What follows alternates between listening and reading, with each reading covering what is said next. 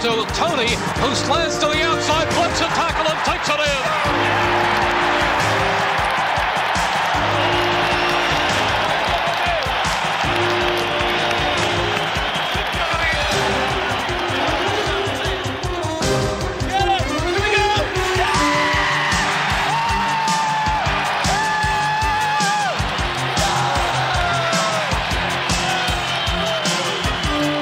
The final play of a wonderful afternoon. Fires it up and in for the touchdown.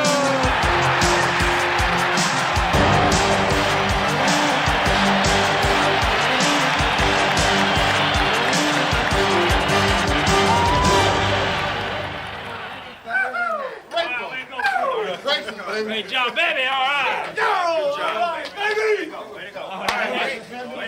All right. Way to go. Way to go, Johnny. All right. Good one, Coach. Good one. Good one. Good one. Way to go. Great job. I hate that play. Woo! Right. Now we're rolling. That's it, baby. Great one. All right. I think we just showed those folks that we told them get the hell out of Dodge. Yeah. We're going to keep their down there for a long time. Remember that. Got 2 game balls together. We could give one to everybody. Everybody made big plays. Gee whiz. Keith Byers had a great day. All right, Keith. All right. Mike Rockenbach, he's too damn slow to play middle linebacker and dumb and everything else, but he did a great job today on it.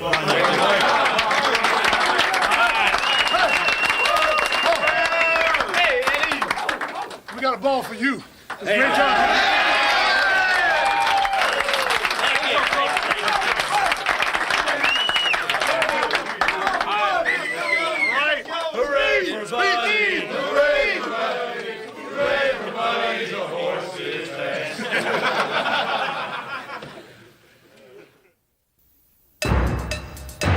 The Eagles' home opener against New Orleans pitted the defense against the vaunted Saints' running attack, which featured last season's Rookie of the Year, Reuben Mays.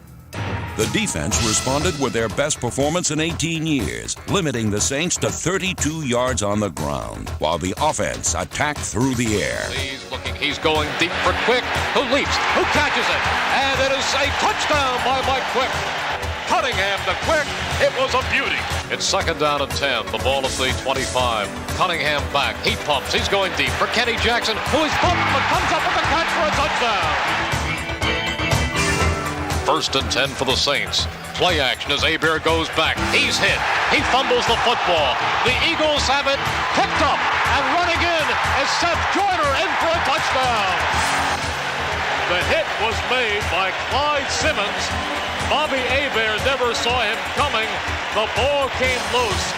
It popped into the hands of Seth Joyner, who ran 21 yards for a touchdown. In addition to Joyner, Gary Cobb, number 50, was a mainstay at linebacker. Mike Reichenbach, number 55, will battle for the starting middle linebacker spot in 1988 with Byron Evans, who emerged brightly at the end of the season. Dwayne Giles, number 53, added depth to the unit. In the defensive backfield, William Frizzell and Roynell Young, number 43, manned the corners, while Terry Hogue terrorized the entire field from his free safety position. Number 34 loved to receive as much as to give. Hogue was second on the team in tackles to Andre Waters, number 20, who also notched 3 interceptions.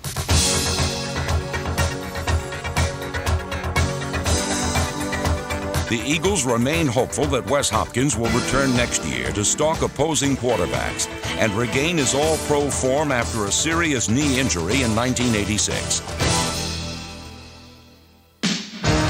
The strength of the Eagles' defense lies up front in the line. Young and formidable, they've laid the foundation for the future success of the defense. Number 96, Clyde Simmons, quietly had his best season ever. He was solid against both the run and pass, while tallying 6 sacks, second best on the team. Number 90, Mike Golick, clogged up the middle along with defensive tackle Mike Pitts, number 74. In 1987, the team's greatest improvement was in forcing turnovers, and Pitts led the opportunistic Eagles in fumbles recovered. hits of 5-year veteran and rookie Jerome Brown gave Philadelphia a double dose of #1 draft picks on the defensive line. He was my #1 choice for the draft as far as a defensive lineman concerned.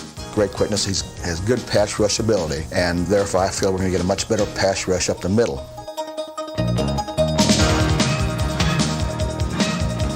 With a nose for making big plays as well as taking advantage of them, Brown blossomed in Buddy's system, a defensive scheme perfectly suited to his talent and temperament. I enjoy it because it lets you don't have to sit back and wait to make something happen. You can sit there, you can be the one that makes something happen. The Cowboys to 3rd and 5. They have the ball at the Eagles' 45. Danny White takes the deep snap. He is stepping up. He fumbles the football. It's picked up. And running with the football is Jerome Brown. 35-30, 25-20. And Jerome Brown tackled inside the 15. In Week 8, the Eagles made their final visit to St. Louis a most memorable one. The defense shut down the explosive Cardinal attack for 3 quarters, keyed by Jerome Brown's 2 sacks. Andre Waters' 63-yard interception return enabled the Eagles to continually foil and frustrate the Cardinals. Such timely plays on defense were matched by the Eagles' fireworks on offense. Shotgun formation. Back is Cunningham. He's looking. He is floating it for Chris Carter in the end zone, who catches it for his first NFL touchdown. Randall Cunningham to Chris Carter, whose first reception is a touchdown. Backs in a set left as Cunningham fakes. He is rolling to the near side, still rolling, loading up. He's going deep. He wants Kenny Jackson, who races, has it at the 5. He's in for the touchdown. Cunningham to Jackson, the bomb. The 70-yard touchdown pass. But the Cardinals stormed back, and with less than 2 minutes remaining in the game, they took the lead. 1:50 to go. Now this one isn't over. Plenty of time for a football team that can get back into it. Randall Cunningham confidently marched the Eagles downfield, but they were haunted by memories of 1 year ago when Victory and Greg Garrity came up 2 yards short. Last year, same thing happened both games. We beat them for 3.5 quarters, and then they came back, and just to get the second chance to do it again is I don't know what the odds are of that happening. 44 seconds to go. Cunningham back. He fires the pass. It is complete for a touchdown on the far side of the field as he has his man, Greg Garrity, for a touchdown. Randall Cunningham showing tremendous maturity. The old Randall was a little on the immature side. I think the new Randall is a different guy who's respected and matured a lot more. In 1987, the Philadelphia Eagles boasted one of the league's most exciting offenses, and Randall Cunningham was the reason why. He's the man. It's his team to run now. He's a confident guy, and you can see the qualities that he has coming out of him. He has a better command of the offense. He has a better feel for everything that's happening. He has a better feel for what he can do against people. Boy, he can save your butt. He can save you. He can make you look like $1 million. I can get beat by my guy in a matter of a second. The guy can be around me and right on Randall, and Randall can sidestep him, and he's no longer a factor, and I'm out of the hole. He has really developed a good touch, and there have been several times, even on the run, where he's had to touch throw it or put it over somebody and in between people, and he's done an excellent job of that. Randall certainly gives us the flexibility that a lot of teams don't have, and he's making the right decisions right now on all the things that you'd like for him to do in his development. He's a gifted athlete, but he has worked very hard at being a good quarterback. Not only will he be able to drill you and beat you with the ball, he's going to beat you with his running ability. And when I drop back the pass, buddies gave me the outlet. Hey, look up the field. If those guys aren't open, don't hesitate to run. Go ahead and make something happen. I know that I have to do something on 3rd down. It might be 3rd and long. I know that I've got to get the ball down the field, and my instincts just carry over naturally. Cunningham on play action looks. Now he starts to take off. He is bouncing around, now takes off to the far side. He is faking and then ducking and then cutting across the 40 to the 45, and Randall with a 10-yard gain. I don't know how he did it, but somehow, miraculously, I think we're looking at Plastic Man. We've just seen a little bit of what Randall Cunningham is going to do. The potential that he has is scary. I'd hate to play against him. That's exactly how the world champion Washington Redskins felt when they had the misfortune of trying to keep up with Ramblin' Randall.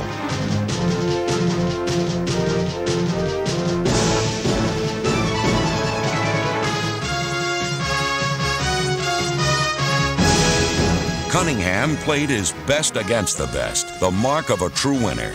He demonstrated why he was the team's leading rusher and passer by producing over 300 total yards.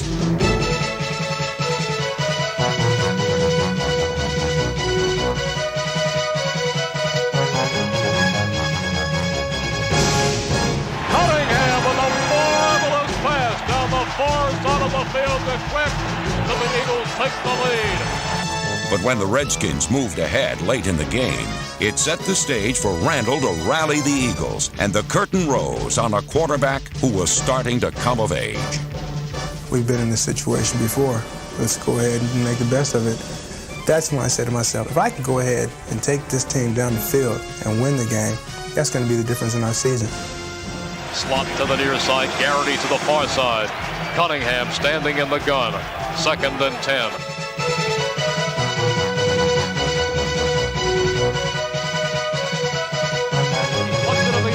Going deep for Garrity, who catches it, and he has a touchdown! They've done it again! Randall Cunningham, whose wondrous athletic skills beat the world champions of professional football. He's the kind of guy, you throw the ball in his area, he'll get it. He's done some incredible things in catching the football. I remember one day we were in practice, and Randall threw Mike a pass, and Mike jumped up and snatched the ball down with one hand, and he just snatched it out the air, and everybody was saying, "Woo, woo."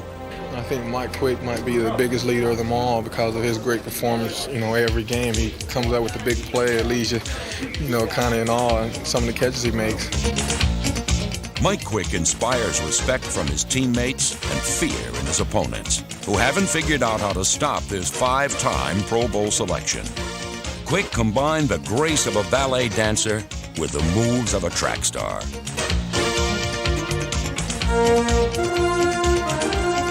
He hauled in 11 touchdowns this season, 2nd in the entire league. His physical skills are unparalleled, but his success can be traced to a more cerebral source. It's mental. Yeah, it's totally mental. You get yourself physically prepared before you even go out and try to catch the football. Catching the ball, and especially catching it with people around you and in traffic and stuff, is just being mentally tough enough to blot out the things around you, to know that you're going to get creamed as soon as you catch the ball, and you still concentrate on catching the ball. Quick's trademark is his consistency, yet there are certain games when he's more invincible than usual. There are just some days when you're hot and you're doing things right. Week 12 at New England was one of those days. Cunningham is rolling to the far side, still rolling, pumping the football. He is going deep for Quick, who has it at the 20, 15, 10, 5. Touchdown by Quick. That was a beautifully executed pass play from Randall Cunningham to Mike Quick. Eagles at the 29. Randall is back. He is looping it for the end zone, and a diving reception for a touchdown to Mike Quick. Unbelievable. Is there a better receiver in football? Because I don't believe there is. He's the best. Quick topped the century mark for the 18th time in his storied career. His efforts were complemented by Anthony Toney, who pounded out a career-high 123 yards. The Eagles' fine performance on offense couldn't prevent New England from tying the score and forcing overtime. The ball is spotted. The kick is away. It's long enough. It's good! The game is over. They're mobbing Paul McFadden. A 38-yarder and the Eagles win. Special teams is an area in need of improvement next season, but there is promise for the future in players like punter John Telchik, who averaged nearly 40 yards a kick. Standouts on coverage teams included Russell Gary, Dave Little, and linebacker Ty Allert, number 58, who proved to be a worthy mid-season addition to the team. Junior Totalatossi enlisted for double duty, excelling on special teams as well as providing depth in the offensive backfield, which showcased the potent duo of Anthony Toney and Keith Byers, number 41. Once again, Byers battled injuries, but when healthy, he and Toney revitalized the Birds' running attack. The Eagles scored 12 rushing touchdowns, the most since 1981, and Toney led the pack with 5. The resurgence of the ground game must also be attributed to the improvement in the line, which punched open running holes as well as patched up gaps in the pass protection. The nucleus included Matt Darwin, Ben Tamburello, Jerry Feary, Reggie Singletary, Ron Baker, and Joe Conwell. The fighting spirit found in the trenches wasn't lost on tight end John Spagnola, who displayed the gritty determination of a lineman. Next season, Spagnola and Jimmy Giles, number 83, will battle for the tight end position with top draft pick Keith Jackson, whose numerous talents could benefit the entire offense. In 1987, rookie wide receiver Chris Carter made his own impact on offense. Called a touchdown maker by Buddy Ryan, Carter caught only 5 passes, but 3 went for first downs and a pair for touchdowns.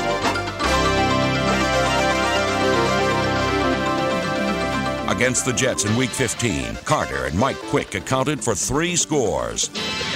The offense was at its balanced best as the Eagles amassed a season-high 38 points in the decisive victory over New York. One challenge remained, and Buddy Ryan was determined that the 1987 season end on a winning note. No, I tell you, you know my coach, Buddy Ryan, I tell you, he's so ugly. When they cry, tears go down the back of his head, avoid his face, I tell you. Don't cut me for that, Buddy, okay? Reggie has few worries, for Buddy has the utmost respect for his defensive field general. I want to tell you one thing. I've been touted as the best at what I do. And I tell you, I want to be the best at what I do because I want to be the greatest. And I want all of you to know I'm the greatest in the world. There's no one better. You hear me? You hear me?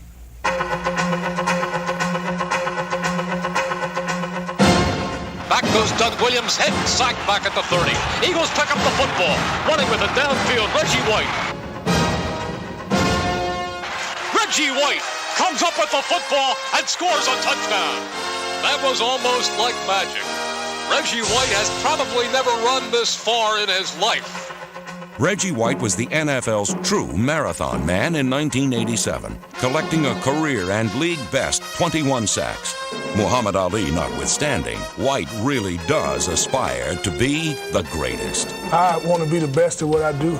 Even though I came out with 21 sacks, I don't think this was one of my better years. Before I leave this game, I want to shatter the record. I want to get at least 30 or over 30 sacks. On the pass rush, I think my best asset is a bull rush. A lot of offensive linemen, they pride in not letting the guy run over them. But I've been able to do that in just about every game I've played.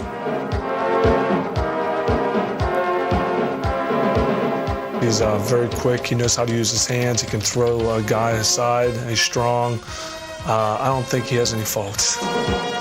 He is a defensive end who basically plays on the left side. So there's always a tight end that he has to work over. So he's got people on both sides of him all the time. And he still manages to get as many sacks and was able to go to the Pro Bowl. He's had to use finesse and guile and everything else that you could to do the job that he's done. This 2-time Pro Bowler has lived up to Buddy's billing as one of the game's most dominant defensive linemen, and in 1987 was named the NFL's Defensive Player of the Year. In the final game of the season at home against Buffalo, the Minister of Defense was a man on a mission as he sought to break the NFL sack record. White collected 2 traps, one shy of the mark, but paced the Eagles to their best overall defensive performance of the year.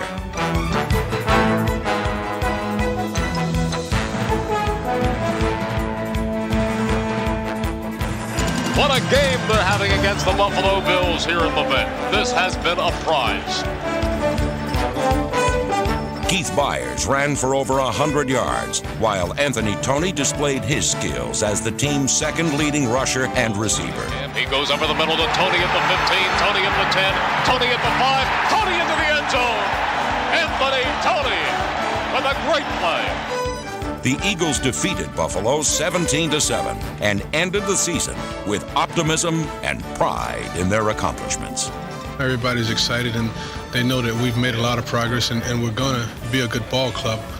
The fact that we've been able to come out and win 2 games in a row, and we realized that we weren't going anywhere, I think that's a big accomplishment in itself. You know, everybody feels good about what we've done. We feel that our record is 7-5, which it is, and we feel good what we've accomplished. I think this club is going to be in the Super Bowl. It might take a little while, but I think the nucleus is here now. The coming together of a group, everybody meeting one another, becoming friends, developing loyalties, winning and losing together, and then eventually becoming champion. Looking back on the hard times is going to make that very, very special. I think it's important that we won this ball game, as I told you all earlier, so we can get a little pride in our stride and, you know, stick our chest out a little bit and let people know that, you know, we beat a couple teams in the playoffs and we're a pretty good football team.